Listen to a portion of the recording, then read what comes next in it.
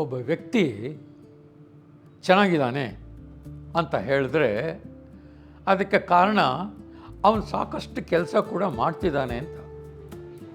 ಕೆಲಸ ಮಾಡಿದಷ್ಟು ಒಬ್ಬ ವ್ಯಕ್ತಿ ಶಕ್ತಿವಂತನಾಗಿರ್ತಾನೆ, ಆರೋಗ್ಯವಂತನಾಗಿರ್ತಾನೆ, ಹಾಗಿರ್ತಾನೆ.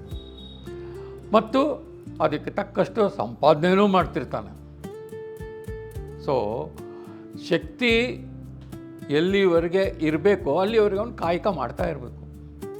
ಕಾಯಕ ನಿಲ್ಲಿಸಿಬಿಟ್ರೆ ಅವನ ಶಕ್ತಿನೂ ಹೋಗ್ತದೆ, ಅವನು ರೋಗ ರುಜಿನಗಳಿಗೆ ತುತ್ತಾಗ್ತಾನೆ. ಆಗ ಅವನಿಗೆ ಸಾವು ಸಂಭವಿಸುತ್ತೆ. ಸಾವು ಸಂಭವಿಸಿದ ಮೇಲೆ ಆ ವ್ಯಕ್ತಿನೇ ಇಲ್ಲ. ಇನ್ನು ಅವನು ಮಾಡಿದ ಕೆಲಸಗಳು ಇತ್ಯಾದಿಗಳೆಲ್ಲ ಹೇಗೆ ಎಲ್ರಿಗೂ ತೃಪ್ತಿ ಕೊಡುತ್ತೆ? ಇಲ್ಲ, ಸಾಧ್ಯವಿಲ್ಲ. ಕಾಯದಳು ನೀನಿರಲು ಕಾಯಕಗೆ ಕಡುನಂಟು, ಕಾಯಕವೇ ಕೈಲಾಸ ಬಲ್ಲವರು ಪೇಳುಂಟು. ಕಾಯಕವ ಕಡೆಗಣಿಸೆ ಕಾಯಕ್ಕೂ ಕೇಡುಂಟು, ಕೇಡು ಪಡೆದೊಡೆ ಕಾಯ ನೀನುಂಟೆ ಜಗದೊಳಗೆ.